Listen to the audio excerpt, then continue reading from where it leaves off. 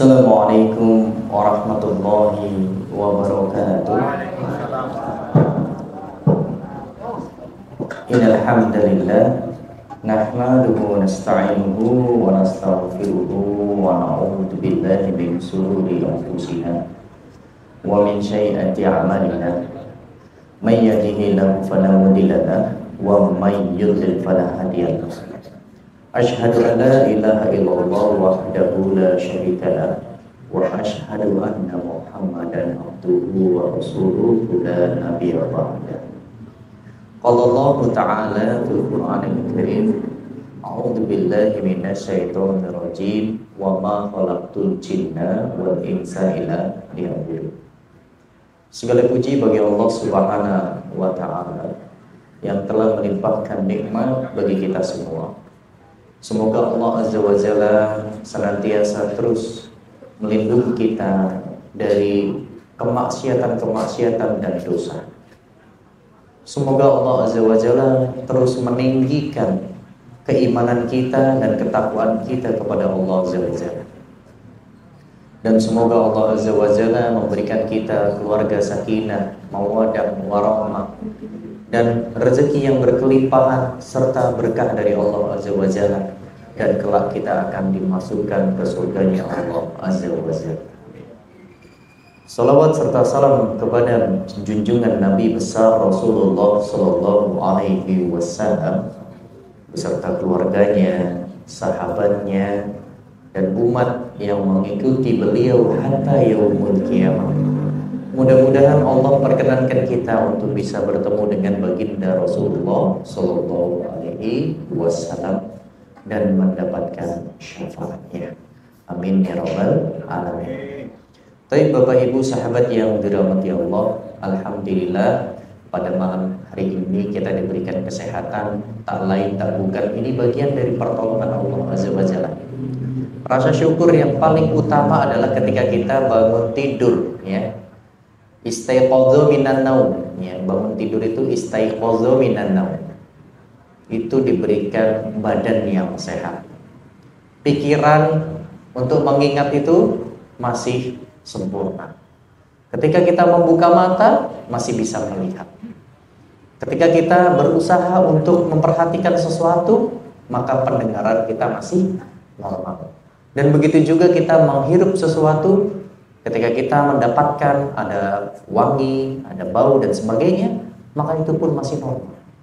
Ini adalah nikmat yang luar biasa, di mana Allah Azza wa Jalla telah selalu mengirimkan nikmat sihat wal afiat. Namun sekali-kali kita sebagai hamba Allah Azza wa Jalla tidak pernah mensyukuri hal itu. Bahkan di antara kita ataupun umat saudara-saudara kita itu sangat melalaikan dan menyepelekan apa yang disebut dengan sihat walafiat. Mereka ber-KTP Islam, mengaku beragama Islam, tapi badannya, nikmat kesehatannya tidak pernah digunakan sekalipun untuk beribadah kepada Allah Azza wa Jalla. Bagaimana hamba Allah yang demikian lalu dia berharap surganya Allah? Wallahu a'lam bishawab. Pada malam hari ini kita akan membahas tentang tema yang luar biasa. Bagaimana cara menjadi muslim yang kuat dan tangguh, ya. Kita mulai dari hadis Rasulullah Sallallahu Alaihi Wasallam, ya, dari riwayat Imam Muslim di kitabnya Syarah An-Nawawi jilid 8 halaman 260. Abu Hurairah radhiyallahu anhu qala Rasulullah Sallallahu Alaihi Wasallam, al-mu'minul al-qawiyyu al-khairu wa ahabu ilallahi minal mu'mini dha'if. Seorang mukmin yang kuat lebih baik dan lebih dicintai Allah daripada seorang mukmin yang lemah. Wa asta'inu billahi wa tahjat. Bersemangatlah untuk meraih apa yang bermanfaat bagimu. Wa in asabaka say'un fala taqulu anil fa'altu kana kaza wa kaza. Bersemangatlah untuk meraih apa yang bermanfaat bagimu. Mintalah pertolongan kepada Allah Azza wa Jalla. Dan jangan loyo atau malas. Apabila sesuatu menimpamu, jangan berkata, seandainya aku berbuat demikian, niscaya begini dan begitu. Walakin kul qadarullahi wa ma syai'a fa'ala fa inna lahu tahtahu amala syaitan. Akan tetapi katakanlah, itulah ketetapan dari Allah Azza wa Jalla, dan apa yang Dia inginkan maka Dia kerjakan. Dikarenakan ucapan seandainya itu akan membuka celah perbuatan daripada syaitan. Kalimat yang pertama itu disampaikan al-mu'min al-qawiyyu al-khair wa ahabau ilallah. Seorang mukmin yang kuat lebih baik dan lebih dicintai oleh Allah Azza wa Jalla. Maka kalau kita menginginkan cinta dari Allah Subhanahu wa taala, menginginkan diberikan kasih sayang oleh Allah Azza wa Jalla, maka kita harus mencerminkan sebagai seorang muslim yang kuat. Karena kalau kita dhaif, kita lemah, ya, disuruh puasa, aduh, lemas, begini begitu, la haula wala quwata illa billah. Disuruh sholat, nanti dulu, baru pulang, belum mandi. Nah, disuruh baca Quran, belum bisa, tajwidnya belum lancar, tahsin juga belum khatam. Daripada nanti salah, lebih baik tidak baca. Ya. Kandungan daripada hadis yang mulia ini, yang pertama adalah Allah Ta'ala memiliki sifat cinta kepada sesuatu. Cinta kepada siapa? Kepada sesuatu. Kecintaan Allah kepada sesuatu itu bertingkat-tingkat, termasuk kepada hamba Allah Azza wa Jalla yang disebut dengan manusia. Terlebih lagi kecintaan kepada al-mu'min. Ya, al-mu'min itu adalah yang kuat sekali imannya kepada Allah Subhanahu wa taala. Itu pasti lebih dalam dan lebih dicintai daripada kecintaan seorang mukmin al-dhaif yang lemah imannya. Dan orang mukmin yang kuat adalah orang yang seperti apa? Maka di sini ada beberapa penjelasan. Ada 4 hal yang harus kita pahami sebagai subjek. Kita ini sebagai subjek untuk menuju seorang hamba yang kuat dan tangguh. Yang pertama adalah minal ulama, yakni ismuhu Syu'bah, ya, dari ulama yang bernama Syu'bah. Huwa qal, dia berkata, man talabal al-hadisa aflas. Barang siapa yang menuntut ilmu hadis atau belajar agama, maka dia akan bangkrut.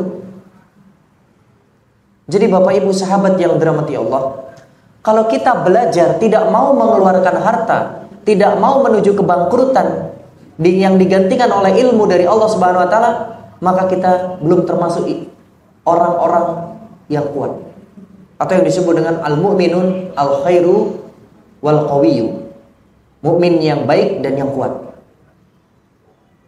Karena setiap amal soleh itu pasti butuh perjuangan dan butuh pengorbanan. Dan dikatakan lagi al-Imam Asy-Syafi'i rahimahullah ta'ala, la yasluhu talabul ilmi illa lil muflis. Apa itu? Tidak layak bagi orang yang menuntut ilmu kecuali orang yang siap apa? Lil muflis. Apa itu muflis? Orang yang miskin, orang yang bangkrut. Jadi kalau kita berharap menuntut ilmu dapat makanan, dapat amplop, dapat ini itu, malah mendapatkan keuntungan dari situ, maka ini adalah al-mu'minu al-dha'ifu, mukmin yang lemah ini. Seharusnya gimana? Seharusnya kita itu memberi, menjadi bagian yang al-qawiyyu, yang kuat, yang muflis. Di mata Allah Subhanahu wa taala muflisnya itu adalah dunia kita. Berapapun harta yang kita miliki, kalau kita keluarkan di jalan Allah Subhanahu wa taala itu tidak akan rugi, tidak akan. Kelihatannya aja rugi. Sekarang kita punya uang 1 juta, 500.000 untuk keluarga kita. Yang 500.000 kita bagikan ke jamaah-jamaah masjid berupa makanan. Menurut kita rugi, kita kehilangan 500.000 rupiah. Tapi menurut Allah Azza wa Jalla tidak demikian. Yang pasti kita akan diberikan ganti yang jauh lebih besar dari Allah Subhanahu wa taala. Jadi jangan sampai kita itu menjadi orang yang kikir, orang yang pelit terhadap diri sendiri. Ya, ini adalah orang yang lemah. Al-mu'minun al-dha'ifun itu adalah orang mukmin yang lemah yang seperti ini, yang dia itu enggan mengeluarkan hartanya, enggan mengeluarkan kemampuannya, amalnya. Untuk apa? Untuk menuntut ilmu. Malah sebaliknya bertanya, kajian di sana gratis nggak? Gratis. Dapat makan nggak? Dapat. Malah dapat bungkusan. Bungkusnya aja itu. Ini termasuk al-mu'minun al-dha'ifun, mukmin yang lemah. Dan tidak sedikit Bapak Ibu sahabat yang dirahmati Allah yang memiliki mindset seperti ini.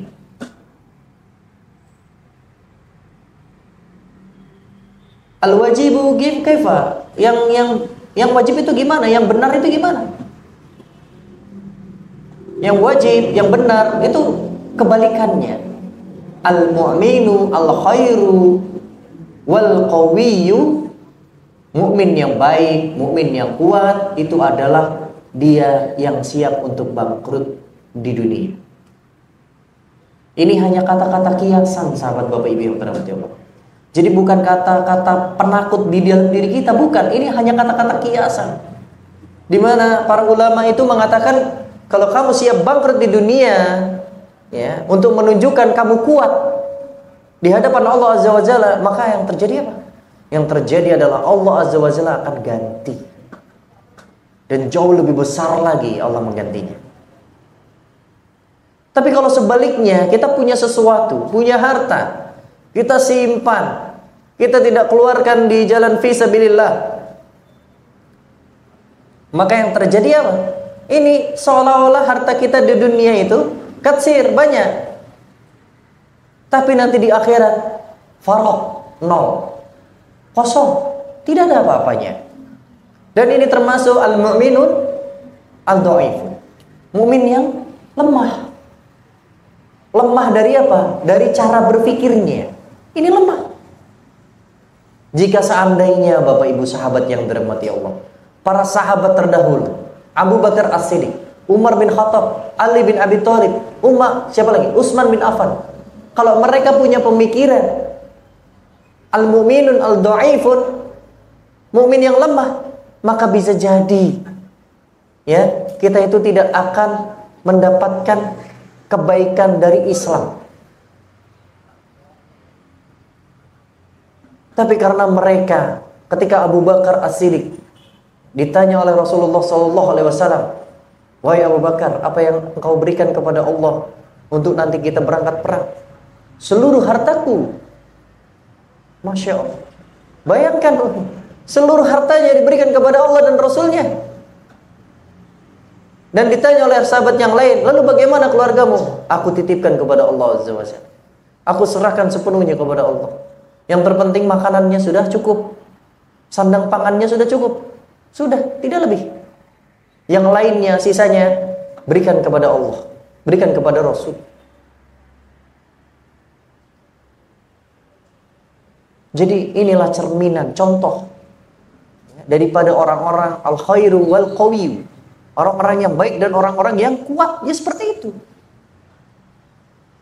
Jadi sahabat Bapak Ibu yang dirahmati Allah, jangan takut untuk kita kehilangan harta jika keluarnya itu di jalan Allah Subhanahu wa taala.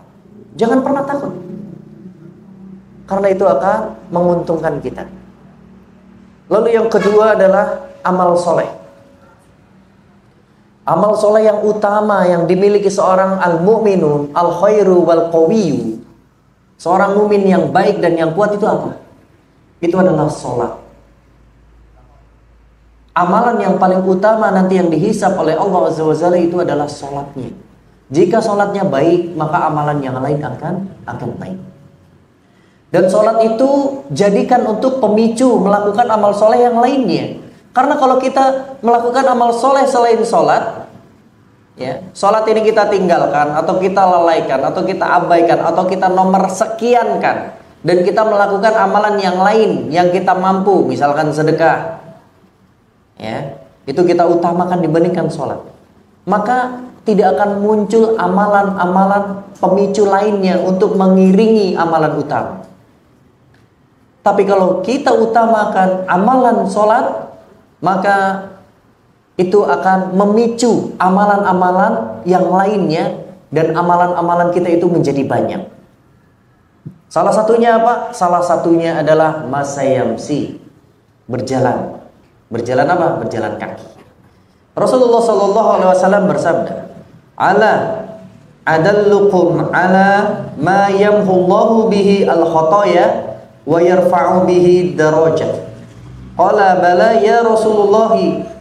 Qala isbagu wudu'i 'alal maqarihi wa kasrah al-khuta' ilal masyajid wa intizaru sholati ba'da sholah fadzalikum ribatu. Maukah kalian aku tunjukkan, kata Rasulullah SAW, kepada suatu amal yang dapat menghapuskan kesalahan dan dosa serta meninggikan derajat kalian? Lalu para sahabat bertanya, "Wahai, apa itu ya Rasulullah SAW?" Ya, maksudnya para sahabat menjawab, "Wahai Rasul, apa itu?" Lalu bertanya kembali. Ya. Kemudian Rasulullah SAW menyatakan, yakni menyempurnakan wudu dalam kondisi sulit, memperbanyak langkah menuju masjid, menunggu sholat setelah mendirikan sholat. Itulah yang disebut dengan ar-ribat, kebaikan-kebaikan yang banyak dan besar. Hadis riwayat Muslim. Jadi kita kalau ke masjid jangan manja, ya. Kalau tidak terlalu jauh, masih bisa dicapai, digapai dengan berjalan kaki, jalan. Karena ini bagian dari sunnah Rasulullah SAW yang sudah mulai kita tinggalkan. Masjid 100 meter aja naik motor, masjid 50 meter naik motor listrik, masjid 10 meter malah nggak sholat di masjid. Jadi kita itu jangan manja. Tapi Ustadz, kita beli motor supaya kita dapat pahala, motor itu nanti mubazir dan sebagainya. Jadikan motor itu sarana untuk mencari amal soleh yang lainnya, kecuali sholat. Kalau kita dekat dengan masjid, ya kira-kira 100 meter, masih 500 meter saja masih insya Allah masih terjangkau, maka jalan saja, nggak ada masalah. Ini menunjukkan iman yang kuat, menunjukkan al-mu'minun al-khairu wal qawiyyu, menunjukkan seorang mukmin yang tangguh, yang kuat, yang baik. Ya seperti ini, bukan gaya-gayaan ya, tidak. Tapi kita melakukan amal soleh ini karena Allah Azza wa Jalla, dan kita udah tahu ilmunya.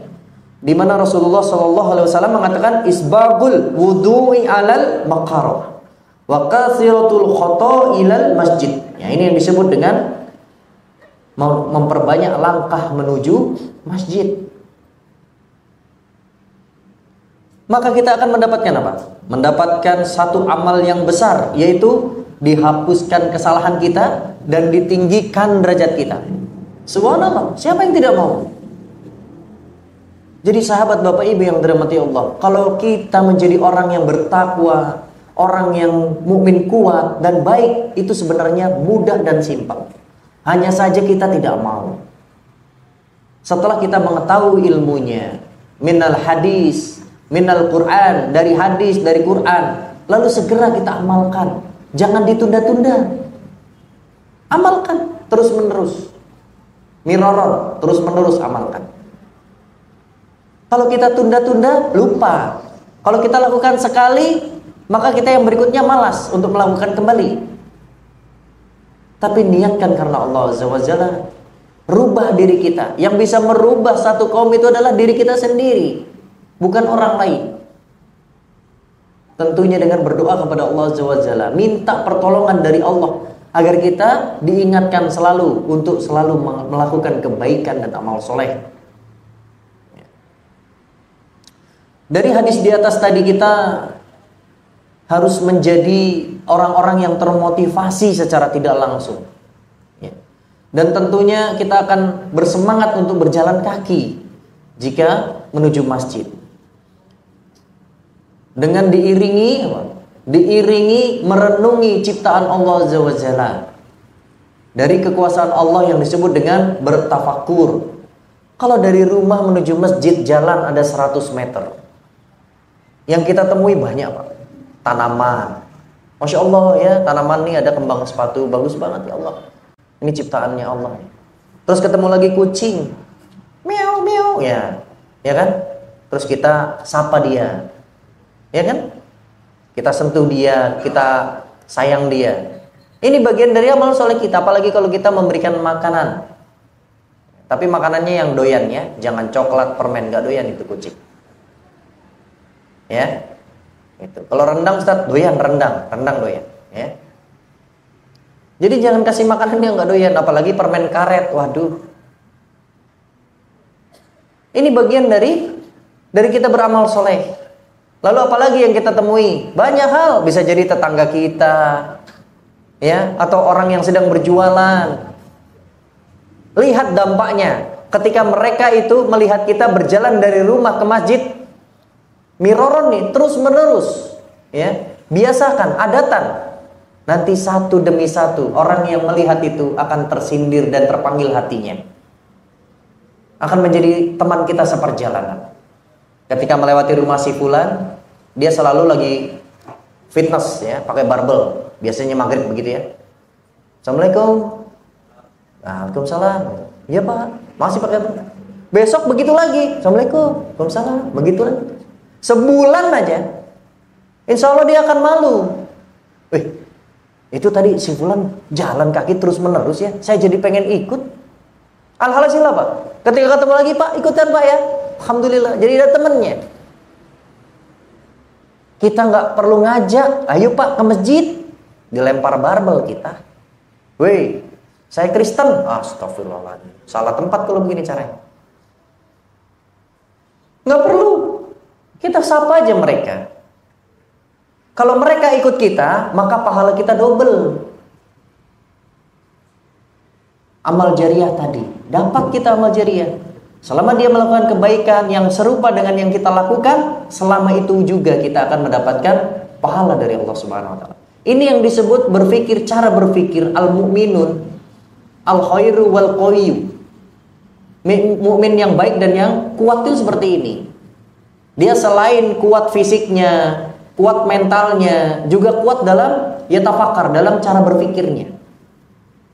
Yang disebut dengan zakiyun, orang yang cerdas. Setelah satu orang kita dapat, nanti tetangga yang lain bisa dapat lagi. Wah, alhamdulillah berdua jalan. Kalau bertiga lebih enak. Ya. Nanti berempat, berlima.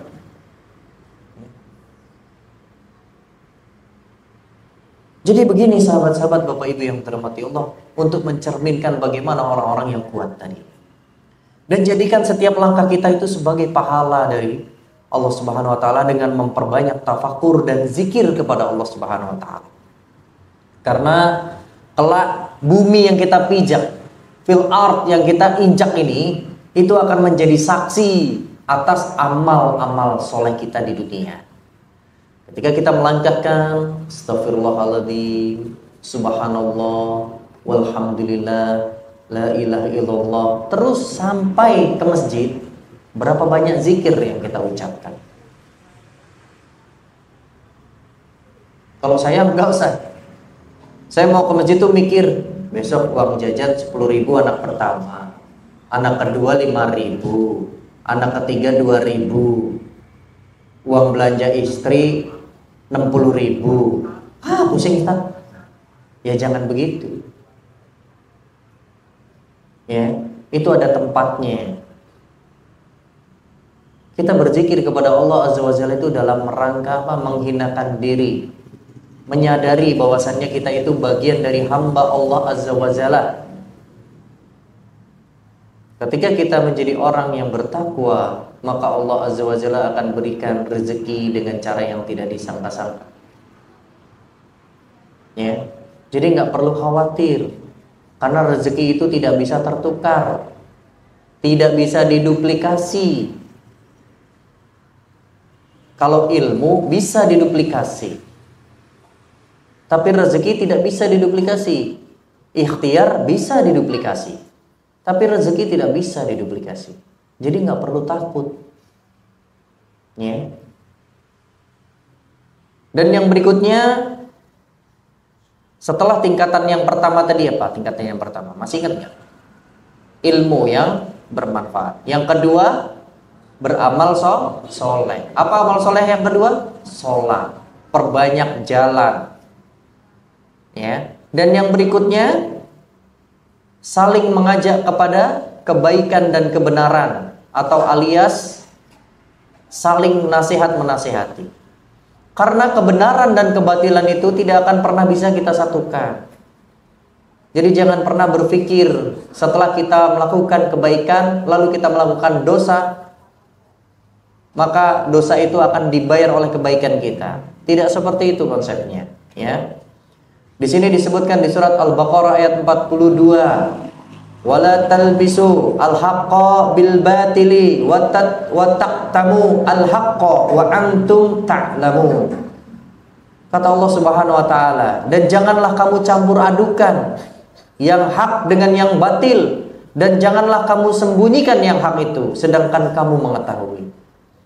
Kebanyakan dari kita ini, kalau kita mengetahui bahwasannya itu adalah hak, itu disembunyikan. Kalau kebatilan kita umbar-umbar. Si fulan lagi begini begitu. Si fulan seperti ini. Yang hak kita sembunyikan. Dapat rezeki diam-diam aja. Kalau lagi susah, waduh teriak-teriak. Saya dapat musibah Pak, tolong Pak, gitu ya. Nggak pernah tuh, Pak saya dapat uang 1 miliar Pak, ini saya bagi-bagikan Pak. Nggak ada begitu ceritanya. Ini adalah kebiasaan-kebiasaan di dalam kehidupan kita yang salah, dan ini menyimpang juga menyesatkan. Dan tentunya tidak akan dicintai oleh Allah Azza wa Jalla, karena itu termasuk al-mu'min al-dha'ifun. Mukmin yang lemah. Dan ini adalah bukan ciri-ciri, ya, dikatakan orang mukmin kalau dia terus-menerus seperti itu. Walaupun labelnya mukmin. Karena Rasulullah SAW menyampaikan al-ubadu al-ilah anil fuqaha. Rasul pernah ditanya, ya Rasul, siapakah yang paling utama di sisi Allah Azza wa Jalla? Apakah orang yang ahli ibadah? Apakah orang ahli fikih atau ahli ilmu hukum?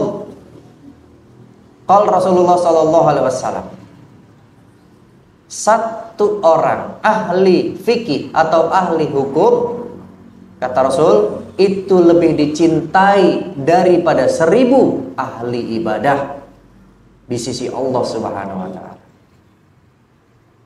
Siapa itu ahli ibadah? Orang yang selalu melakukan ketaatan, sholat tepat waktu, tidak meninggalkan baca Quran, apalagi selalu bersedekah. Inilah orang-orang ahli ibadah, selalu qiyamul lail, tidak putus salat duha. Ini orang ahli ibadah. Lalu siapalah orang ahli hukum atau ahli fikih? Orang yang mengetahui mana yang halal, mana yang haram. Orang yang mengetahui baik atau buruk. Orang yang mengetahui mubah atau makruh, dan seterusnya. Maka Allah Azza wa Jalla lebih mencintai orang yang kedua. Karena orang yang pertama tadi, amalan soleh mereka tanpa disertai ilmu itu hanya kosong seperti debu dan kapas. Tapi bagi orang yang mengetahui hukumnya, ilmunya, fikihnya, maka ini adalah orang yang benar, walaupun dia tidak sebanyak melakukan amal soleh seperti orang yang ahli ibadah. Tapi dia mengetahui mana yang hak, mana yang batil. Ini maksudnya. Allah Azza wa Jalla telah memberikan berita yang besar kepada kita, dan ini adalah sesuatu hal yang mutlak. Jangan campur adukan antara hak dengan yang batil. Kalau ahli ibadah masih sering mencampur adukan antara yang hak dengan yang batil. Saya mau tanya kepada antum sekalian. Ketika adzan berkumandang, ya, ketika iqamah berkumandang, Allahu Akbar, Allahu Akbar, asyhadu alla ilaha illallah wa asyhadu anna Muhammadar Rasulullah, hayya 'alas shalah, hayya 'alal falah, qad qamatis shalah, qad qamatis shalah, Allahu Akbar, Allahu Akbar, la ilaha illallah. Kum, berdiri kan? Tiba-tiba ada anak kecil setelah imam takbir Allahu Akbar terus membaca Al-Fatihah, Alhamdulillah. Nah itu tiba-tiba ada anak kecil megang mic, Astaghfirullahaladzim, Astaghfirullahaladzim. Kira-kira anak kecilnya diomelin gak? Kira-kira anak kecil tadi yang berzikir kepada Allah disuruh berhenti gak? Kira-kira ada orang sholat nih, mendirikan sholat berjamaah, anak kecil nih anak ini nih, anak kecil, dikasih mic, baca tadi zikir kepada Allah, sholawatan. Kira-kira disuruh berhenti gak? Disuruh berhenti gak? Kenapa? Kenapa mengganggu kan? Coba bayangkan ketika setelah adzan Allahu Akbar, Allahu Akbar, la ilaha illallah. Selesai kan? Baca baca doa setelah adzan. Setelah itu anak kecil berzikir tadi, mengganggu orang yang sedang sholat sunnah, mengganggu orang jamaah yang lagi berdoa. Kenapa itu tidak diberhentikan?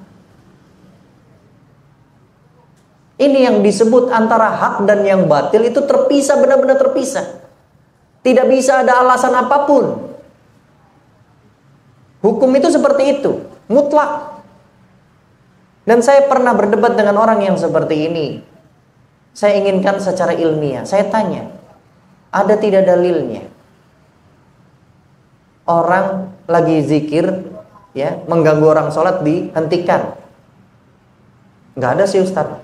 Tapi kenapa antum hentikan? Karena mengganggu. Iya jelas. Tapi kenapa waktu setelah adzan banyak jamaah yang lagi sholat sunnah, banyak jamaah yang lagi berdoa kepada Allah Azza wa Jalla? Karena salah satu doa yang mustajab itu adalah di waktu antara adzan dan iqamah. Kenapa malah diganggu? Ini yang disebut dengan al-haq wal batil al-baina, diantaranya itu nggak bisa menjadi satu. Nah ini kita. Jadi kalau kita melakukan itu kita anggap kebatilan, maka setelah adzan itu pun batil. Jangan kita lakukan, malah kita yang mempelopori. Seolah-olah apa? Ustadz kalau nggak begitu nanti orang nggak tahu yang di jalanan itu loh. Kalau kita udah adzan, urusan mereka. Mereka sudah tahu jamnya waktu Isya itu kapan. Waktu maghrib itu kapan. Waktu duhur, asar, dan subuh sekalipun. Mereka sudah tahu. Tidak perlu kita mengundang dengan cara yang seperti itu. Undangan untuk sholat menuju ke masjid hanya satu. Yaitu apa? Adzan. Bukan yang lain. Coba bayangkan. Kalau ini dilakukan oleh orang ahli ibadah dan ternyata dia tidak mengenal tentang fikihnya, tidak mengenal tentang hukum-hukumnya, yang terjadi apa? Akan merusak kaidah hukum itu tersendiri, akan merusak nilai ibadah itu sendiri. Jadi sahabat Bapak Ibu yang dirahmati Allah, menjadi muslim yang kuat, tangguh dan baik itu sebenarnya mudah. Hanya ada dua Yang pertama ittiba'ur Rasul, ikuti Rasulullah sallallahu alaihi wasallam. Dan yang kedua ikhlasun ilallah, ikhlas kepada Allah azza wajalla. Sudah hanya dua itu. Tidak perlu kita tambah-tambahin. Tidak perlu kita berpikir yang lain. Itu saja cukup. Apalagi kita jadi pelopor tadi. Hal-hal yang menakutkan, apa itu? Kebatilan, kezoliman. Setelah kebatilan maka timbul kezoliman. Kebatilan itu lingkupnya kecil, kemungkinan hanya diri sendiri. Tapi kalau sudah zolim, maka kita sudah menyakiti orang lain dan bisa jadi kebanyakan umat ataupun kebanyakan orang di luar sana. Jadi sahabat Bapak Ibu yang dirahmati Allah, ini bagian dari al-mu'min al-khairu wal qawiyyu. Bagian dari mukmin yang kuat. Kita harus bisa siap menolak kebatilan, menjalankan al-haq. Kita harus tahu mana yang batil, mana yang hak. Ya kan? Coba bayangkan setelah adzan teriak-teriak salatullah salamullah. Begitu kan? Di sebelahnya ada orang salat. Berarti kita tidak memberikan hak kepada dia.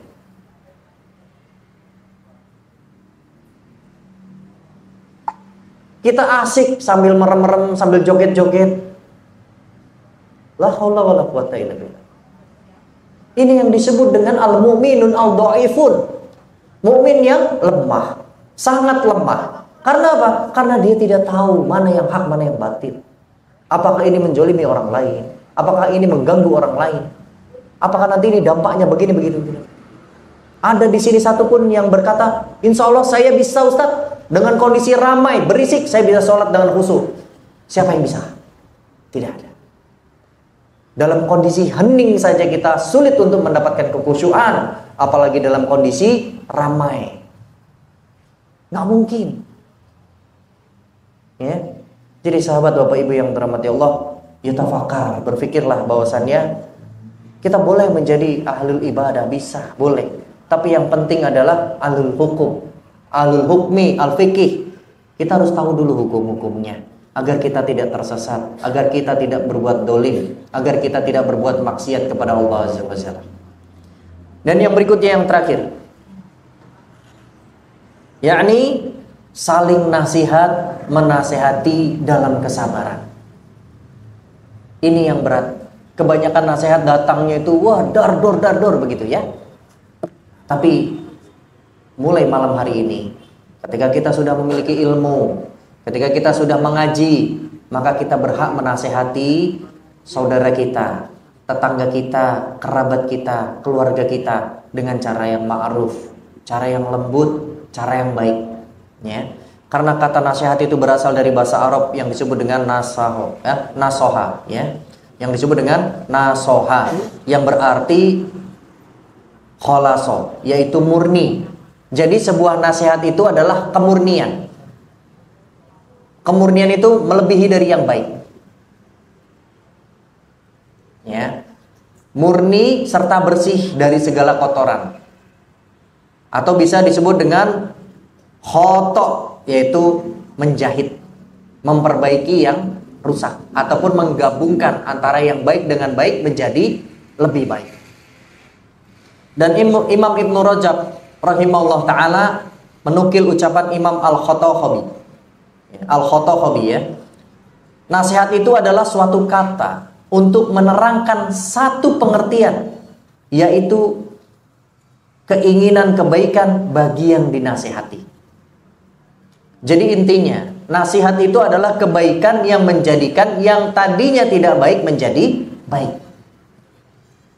Dan bisa juga seperti halnya peringatan kepada seseorang ketika dia melakukan kemaksiatan, keburukan, dan yang dia lakukan salah, maka itu peringatan bagi dia untuk tidak melakukan kembali ataupun terus melakukan di dalam keburukan.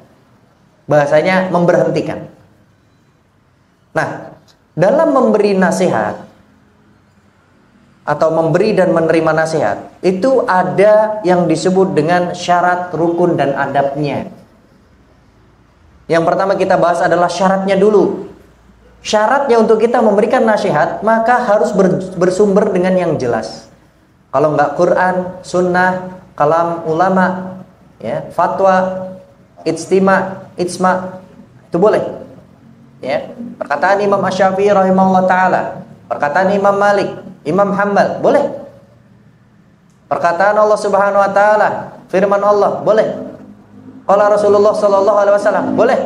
Qala sahabatin, ya perkataan sahabat, boleh. Ya. Lalu yang berikutnya lagi, setelah kita tahu itu sumbernya, maka kita sudah memahami arti dari sumber tersebut dan penjelasan dari sumber tersebut. Intinya menguasai materi dari keseluruhan narasi yang ada di dalam sumber tersebut. Contoh, fabi ayyi ala'i rabbikuma tukadziban, apa artinya? Ya? Nikmat manakah yang kamu dustakan? Nikmat Tuhan kamu manakah yang kamu? Nah, kalau antum sudah paham dalilnya, itu tadi dalil dari mana? Al-Quran, Sunnah, Ijma. Paham kan sumbernya? Dari surat apa? Ar-Rahman. Di ayat berapa? 13 sampai ada 33 kali disebutkan di surat dalam 32, ya, 32 disebutkan di surat Ar-Rahman. Nah, itu udah tahu sumbernya, pantas kita menyebutkan. Begitu Bapak Ibu, ya. Lalu yang berikutnya, cakap atau mampu menyampaikan. Ada orang yang paham, ya, tahu sumbernya, tapi nggak cakap menyampaikan, atau terbata-bata, atau nggak yakin, nervous, grogi, keringetan. Ada kan yang begitu? Jangan, ya. Lalu yang berikutnya lagi, tidak untuk mengintimidasi seseorang atau mencela atau mencemooh. Tidak. Jadi Al-Quran, As-Sunnah, kalam ulama itu bukan sarana untuk mencemooh orang lain, mencela orang lain, bukan, atau membodoh-bodohi orang lain. Kita aja nggak tahu. Nih Imam Syafi'i berkata begini. Saya tahu kan, kamu nggak tahu. Ini dalam rangka apa? Mencela dan mencemooh. Nggak boleh. Ya. Dan yang terakhir Bapak Ibu yang dirahmati Allah, rukun dan adab itu disampaikan dengan cara yang santun dan lembut, ya, melalui orang yang terdekat, berkesinambungan, ya. Jadi itulah, ya, sahabat Bapak Ibu yang dirahmati Allah, bagaimana menjadi al-mu'minun al-khairu wal qawiyyu, menjadi mukmin yang baik dan yang kuat. Yang walaupun di sini sangat banyak sekali materinya. Ini tadi baru kita bahas yang pertama. Masih ada 3 lagi. Tapi insya Allah, ya, dari yang pertama ini saja sudah memotivasi kita, sudah membuat kita semangat untuk melakukan kebaikan dan menjadikan diri kita qawwah, bukan qahwah, ya, qawi, ya. Ya, qahwah itu kopi. Aywa. Ya. Jadi qawi al-khairu, ya, kuat dan baik. Baik Bapak Ibu yang dirahmati Allah, mungkin cukup demikian yang bisa Ana sampaikan, karena sebentar lagi kita masuk di dalam sholat Isya insyaallah. Ya, sebelumnya saya mohon maaf apabila ada kata-kata dari saya yang salah, mohon dimaafkan, dan apabila ada kata-kata yang baik itu datangnya dari Allah Azza wa Jalla. Syukron lakum ala husni istimaikum, jazakumullahu khairan katsiran. Kita akhiri dengan bacaan hamdalah, alhamdulillahirabbil alamin, dan kita tutup dengan bacaan kifaratul majlis, subhanakallahumma wa bihamdika asyhadu alla ilaha illa anta astaghfiruka wa atubu ilaik. Wassalamualaikum warahmatullahi wabarakatuh.